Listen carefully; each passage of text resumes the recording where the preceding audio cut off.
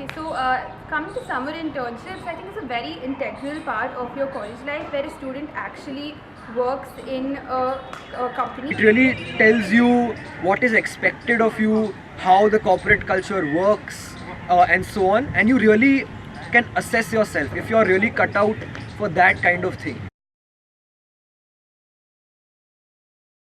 So there's always a trade-off between the brand name and the experience gained. I think if you go by the brand name, strictly talking from the point of view of, let's say, placements with respect to a college, companies usually prefer if they know the company because it's renowned and it can vouch itself, right? I think it depends on where you are in your student life. For example, if you're a freshman, then it's better, and you first like still dipping your toes into the professional world. It's all right to sort of explore and see what interests you and go where your passion really follows you or leads you. For example, you could look at social work, community service, or if you're interested in public policy, go for that. Apply to ministries, apply to like the Niti Aayog, for example. So that's one thing. However, if you're in your second or your third year and you have like a vague idea about where your career would possibly take you, so you should accordingly target companies and profiles which would sort of augment your profile. So that is one thing. Getting an internship is of course a big deal, but always remember it's more about the perspective and the experience of an internship rather than how good it looks on your CV or how good the brand name is, because ultimately you are going to be working at a place for 2 months. You're spending 2 months of your time there, so you make sure you get something out of it, and you don't waste your time over there. You don't just do it for the sake of your CV. You gain as much insight, as much networking that you can do. You meet very different kind of people. You have very different conversations.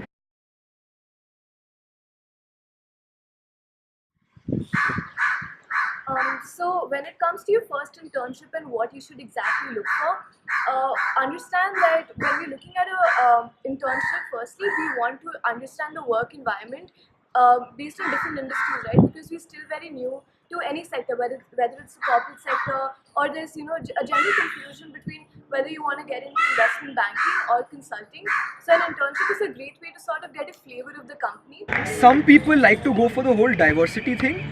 Other people really want to go to increase their depth in a certain field. I broadly divided internships into two types. You have the corporate / startup type of internships, and you have policy / think tank / government type of internships. Now, what you choose to do in your first year is purely up to you. You can go for either of them, but I would suggest to go for a corporate internship first rather than a ministry internship or a think tank internship. The reason being, if you also want to branch out to the depth part of it, pick a first year internship which is supposing say in finance, and in the second year they follow up in finance as well, probably in another field or in another subject within finance. So you could go for that.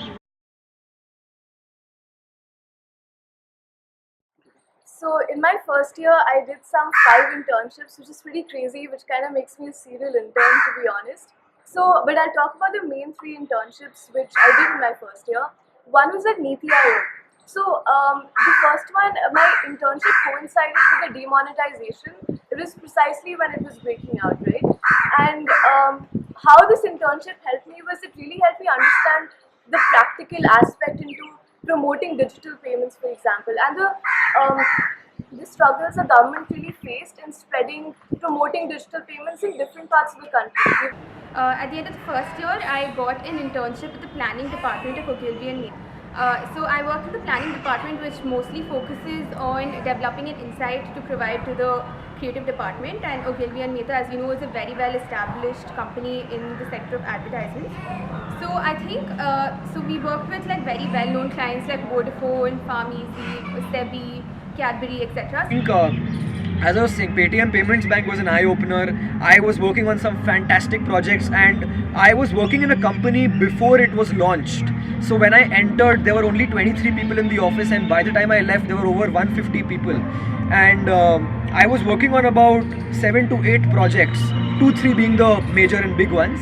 And one of the projects where I was working in was basically giving small ticket loans to artisans and small shopkeepers to bring them in the formal credit economy.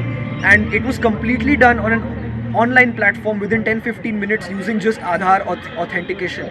And speaking to my colleagues at Paytm with whom I am still in touch they say it's one of the very few profitable projects Paytm has, and the turnover of which is above 100 crores. So my second internship was at the Lok Sabha, and that coincided with the presidential elections, and so literally everyone was there. How that helped was it helped me understand government machinery on the inside and how what goes on behind making a law and why certain law bills don't get passed and the bureaucratic hurdles that come along with it, right? I think it helped me realize that it was easy to criticize the government from the outside, but when you're inside when you step into their shoes, you understand the actual challenges that really sort of go on. My second internship at the Ministry of Finance was also very eye-opening, very insightful. I was working under an Indian Economic Service officer, and I was working on two projects. I was working on demonetization and digitalization, and I was working on the credit sector and the NPA crisis. So really researched a lot, wrote two papers. My second internship was at JSW. This was a very well structured, laid down internship which was organized by the company itself. And we had various departments that we could work in, and it had a very structured buddy mentor program. And we were valued a lot. So we were actually given some particular amount of work, and even the top management used to take out time to meet with us. So, as for social work and community service related internships, I worked at We Foundation, which is IIT Delhi's social initiative with the social arm, and that basically delved in women empowerment and promoting women entrepreneurship.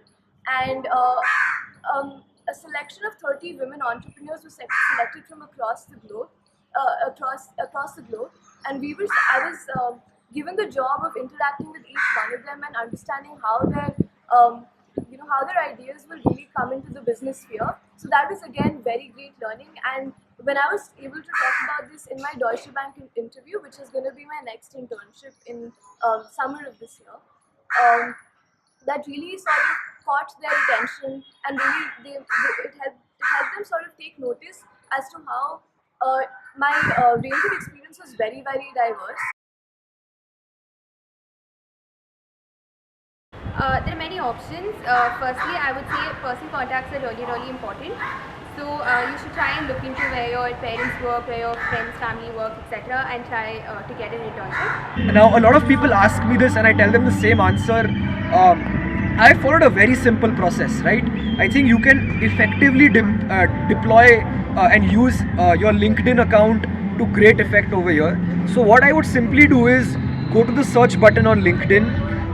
Supposing I want to intern at Goldman Sachs. Just type Goldman Sachs HR India. You will get a bunch of people who are HR managers in Goldman Sachs.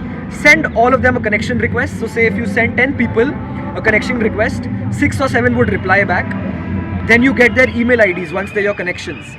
And you send your CV to these people or via email, and you will eventually get a reply. It sets the tone for you on how to do networking, and you really don't have to depend on anyone else for an internship, right? You're independent in that sense. I think you can look up various websites that offer internships. You can also look up the company websites where you want to intern. They might have an online application as well. Yeah, one more important thing, when you're deciding for an internship,